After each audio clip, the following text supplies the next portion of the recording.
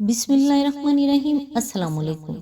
جب انسان پیدا ہوتا ہے تو کچھ ساتھ لانے کی اجازت نہیں ہوتی، جب مر جائے تو کچھ ساتھ لے جانے کی اجازت نہیں ہوتی، مگر افسوس کہ اس زندگی میں اور موت کے درمیان یہی بنی نوع انسان وہ سب حاصل کرنا چاہتا ہے جو ساتھ نہ لایا تھا نہ ہی لے جا سکتا ہے۔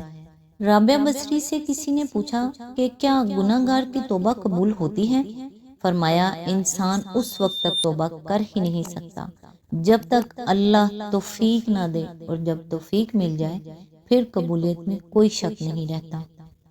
حضرت امام جعفر صادق علیہ السلام نے فرمایا روزی نہ کمانے والے کی اللہ عز و جل عبادت قبول نہیں فرماتا اور نہ ہی اس کی دعا قبول ہوگی۔ تلاش معاش تم پر واجب ہے۔ اللہ تعالیٰ آپ کو اور آپ کے تمام اہل و عیال کو اپنے حفظ و امان میں رکھے اور آپ کی تمام نیک اور جائز حاجات کو پورا کرے، آمین۔ آج انشاءاللہ سورہ نور کی آیت نمبر 2 کی تفسیر، جہاں سے سلسلہ ٹوٹا تھا وہیں سے انشاءاللہ آج سٹارٹ کرتے ہیں۔ اعوذ باللہ من الشیطان الرجیم، بسم اللہ الرحمن الرحیم۔ نمبر 17، جرم زنا کا پہلا ممکن ثبوت یہ ہے کہ شہادت اس پر قائم ہو۔ اس کے متعلق قانون کے اہم اجزاء یہ ہیں: الف، قرآن تصریح کرتا ہے کہ زنا کے لیے کم سے کم 4 عینی شاہد ہونے چاہیے۔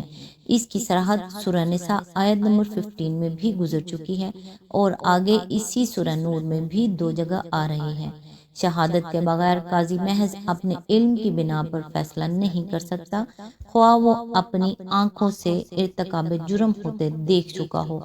بے، گواہ ایسے لوگ ہونے چاہیے جو اسلامی قانون شہادت کی روح سے قابل اعتماد ہوں، مثلاً یہ کہ وہ پہلے کسی مقدمے میں جھوٹے گواہ ثابت نہ ہو چکے ہوں، خائن نہ ہوں، پہلے کی سزا یافتہ نہ ہوں، ملزم سے ان کی دشمنی ثابت نہ ہو، وغیرہ وغیرہ۔ بہرحال ناقابل اعتماد شہادت کی بنا پر نہ تو کسی کو رجم کیا جا سکتا ہے اور نہ کسی کی پیٹھ پر کوڑے برسائے جا سکتے ہیں۔ جیم، گواہوں کو اس بات کی شہادت دینی چاہیے کہ انہوں نے ملزم اور ملزمہ کو عین حالت مباشرت میں دیکھا ہے، اس طرح جیسے سرمے دانی میں سلائی اور کنویں میں رسی۔ گواہوں کو اس امر میں متفق ہونا چاہیے کہ انہوں نے کب، کہاں، کس کو کس سے زنا کرتے دیکھا ہے۔ ان بنیادی امور میں اختلاف ان کی شہادت کو ساقط کر دیتا ہے۔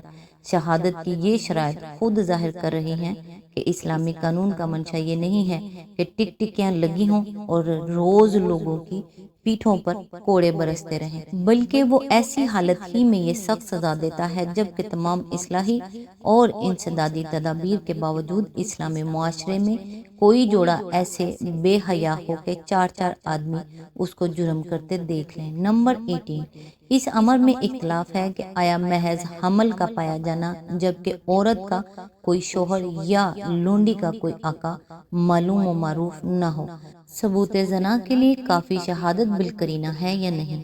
حضرت عمر کی رائے یہ ہے کہ یہ کافی شہادت ہے اور اسی کو مالک نے اختیار کیا ہے، مگر جمہور فقہا کا مسلک یہ ہے کہ محض حمل اتنا مضبوط قرینہ نہیں ہے کہ اس کی بنیاد پر کسی کو رجم کر دیا جائے یا کسی کی پیٹھ پر 100 کوڑے برسا دیے جائیں۔ اتنی بڑی سزا کے لیے ناگزیر ہے کہ یا تو شہادت موجود ہو یا اقرار۔ اسلامی قانون کی بنیاد اصولوں میں سے ایک یہ ہے کہ شبہ سزا دینے کے لیے نہیں بلکہ معاف کرنے کے لیے محرک ہونا چاہیے۔ نبی صلی اللہ علیہ وآلہ وسلم کا ارشاد ہے، سزاؤں کو دفع کرو جہاں تک بھی ان کو دفع کرنے کی گنجائش پاؤ۔ ابن ماجہ۔ ایک دوسری حدیث میں نبی صلی اللہ علیہ وآلہ وسلم نے فرمایا، مسلمانوں سے سزاؤں کو دور رکھو جہاں تک بھی ممکن ہو۔ اگر کسی ملزم کے لیے سزا سے بچنے کا کوئی راستہ نکلتا ہے تو اسے چھوڑ دو، کیونکہ حاکم کا معاف کر دینے میں غلطی کر جانا اس سے بہتر ہے کہ وہ سزا دینے میں غلطی کر جائے۔ ترمذی۔ اس قاعدے کے لحاظ سے حمل کی موجودگی چاہے شبہ کے لیے کتنی ہی قوی بنیاد ہو، زنا کا یقینی ثبوت بہرحال نہیں ہے، اس لیے کہ 1,00,000 میں 1 درجے کی حد تک اس امر کا بھی امکان ہے کہ مباشرت کے بغیر کسی عورت کے رحم میں کسی مرد کے نطفے کا کوئی جز پہنچ جائے اور وہ حاملہ ہو جائے، اتنے خفیف شبہ کا امکان بھی ہے، اس کے لیے کافی ہونا چاہیے کہ ملزمہ کو زنا کی ہولناک سزا سے معاف رکھا جائے۔ نمبر 19، اس امر میں بھی اختلاف ہے کہ اگر زنا کے گواہوں میں اختلاف ہو جائے یا اور کسی وجہ سے ان کی شہادتوں سے جرم ثابت نہ ہو تو کیا الٹے گواہ جھوٹے الزام کی سزا پائیں گے؟ فقہا کا ایک گروہ کہتا ہے کہ اس صورت میں وہ قاذف قرار پائیں گے اور انہیں 80 کوڑوں کی سزا دی جائے گی۔ دوسرا گروہ کہتا ہے کہ ان کو سزا نہیں دی جائے گی کیونکہ وہ گواہ کی حیثیت سے آئے ہیں نہ کہ مدعی کی حیثیت سے، اور اگر اس طرح گواہوں کو سزا دی جائے تو پھر زنا کی شہادت باہم پہنچنے کا دروازہ ہی بند ہو جائے گا۔ آخر کس کی شامت نے دھکا دیا ہے کہ سزا کا خطرہ مول لے کر شہادت دینے آئے، جبکہ اس امر کا یقین کسی کو بھی نہیں ہو سکتا کہ چاروں گواہوں میں سے کوئی ٹوٹ نہ جائے گا۔ ہمارے نزدیک یہی دوسری رائے معقول ہے، کیونکہ شبہ کا فائدہ جس طرح ملزم کو ملنا چاہیے اسی طرح گواہوں کو بھی ملنا چاہیے۔ اگر ان کی شہادت کی کمزوری اس بات کے لیے کافی نہیں ہے کہ ملزم کو زنا کی خوفناک سزا دے ڈالی جائے تو اسے اس بات کے لیے بھی کافی نہ ہونا چاہیے کہ گواہوں پر قذف کی خوفناک سزا برسا دی جائے، الا یہ کہ ان کا صریح جھوٹا ہونا ثابت ہو جائے۔ پہلے قول کی تائید میں دو بڑی دلیلیں دی جاتی ہیں۔ اول یہ کہ قرآن زنا کی جھوٹی تہمت کو مستوجب سزا قرار دیتا ہے، لیکن یہ دلیل اس لیے غلط ہے کہ قرآن خود قاذف یعنی تہمت لگانے والے اور شاہد کے درمیان فرق کر رہا ہے، اور شاہد محض اس بنا پر قاذف قرار نہیں پا سکتا کہ عدالت نے اس کی شہادت کو ثبوت جرم کے لیے کافی نہیں پایا۔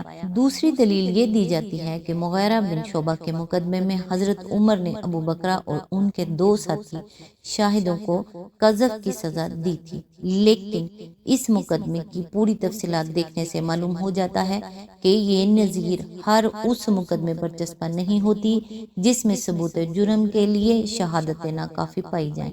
مقدمے کے واقعات یہ ہیں کہ بصرے کے گورنر مغیرہ بن شعبہ سے ابو بکرہ کے تعلقات پہلے سے خراب تھے، دونوں کے مکان ایک ہی سڑک پر آمنے سامنے واقع تھے۔ ایک روز یکایک ہوا کے زور سے دونوں کے کمروں کی کھڑکیاں کھل گئیں۔ ابو بکرہ اپنی کھڑکی بند کرنے کے لیے اٹھے تو ان کی نگاہ سامنے کے کمرے پر پڑی اور انہوں نے حضرت مغیرہ کو مباشرت میں مشغول دیکھا۔ ابو بکرہ کے پاس ان کے تین دوست نافع بن قلدہ، زیاد اور شبل بن معبد بیٹھے تھے۔ انہوں نے کہا کہ آؤ دیکھو اور گواہ رہو کہ مغیرہ کیا کر رہے ہیں۔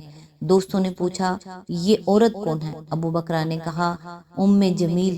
دوسرے روز اس کی شکایت حضرت عمر کے پاس بھیجی گئی۔ انہوں نے فوراً حضرت مغیرہ کو معطل کر کے حضرت ابو موسیٰ اشعری کو بصرے کا گورنر مقرر کیا اور ملزم کو گواہوں سمیت مدینے طلب کر لیا۔ پیشی پر ابو بکرہ اور دو گواہوں نے کہا کہ ہم نے مغیرہ کو ام جمیل کے ساتھ بالفعل مباشرت کرتے دیکھا، مگر زیاد نے کہا کہ عورت صاف نظر نہیں آتی تھی اور میں یقین سے نہیں کہہ سکتا کہ وہ ام جمیل تھی۔ مغیرہ بن شعبہ نے جرح میں یہ ثابت کر دیا کہ جس رخ سے یہ لوگ انہیں دیکھ رہے تھے اس سے دیکھنے والا عورت کو اچھی طرح نہیں دیکھ سکتا تھا۔ انہوں نے یہ بھی ثابت کیا کہ ان کی بیوی اور ام جمیل باہم بہت مشابہ ہیں۔ قرائن خود بتا رہے تھے کہ حضرت عمر کی حکومت میں ایک صوبے کا گورنر خود اپنے سرکاری مکان میں جہاں اس کی بیوی اس کے ساتھ رہتی تھی ایک غیر عورت کو بلا کر زنا نہیں کر سکتا تھا۔ اس لیے ابو بکرہ اور ان کے ساتھیوں کا یہ سمجھنا کہ مغیرہ اپنے گھر میں اپنی بیوی کے بجائے ام جمیل سے مباشرت کر رہے ہیں ایک نہایت بیجا بدگمانی کے سوا اور کچھ نہ تھا۔ یہی وجہ ہے کہ حضرت عمر نے صرف ملزم کو بری کرنے ہی پر اکتفا نہیں کیا بلکہ ابو بکرہ، نافع اور شبل پر حد قذف بھی جاری فرمائی۔ یہ فیصلہ اس مقدمے کے مخصوص حالات کی بنا پر تھا، نہ کہ اس قاعدہ کلیہ کی بنا پر کہ جب کبھی شہادتوں سے جرم زنا ثابت نہ ہو تو گواہ ضرور پیٹ ڈالے جائیں۔ مقدمے کی تفصیلات کے لیے ملاحظہ ہو احکام القرآن ابن العربی جلد نمبر 2 صفحہ نمبر 88 to 89۔ آج تک کے لیے بس اتنا ہی، نیکسٹ انشاءاللہ یہی سے سٹارٹ کریں گے جہاں سے سلسلہ ٹوٹا ہے۔ تب تک کے لیے دعاؤں میں یاد رکھیے گا۔ اللہ حافظ۔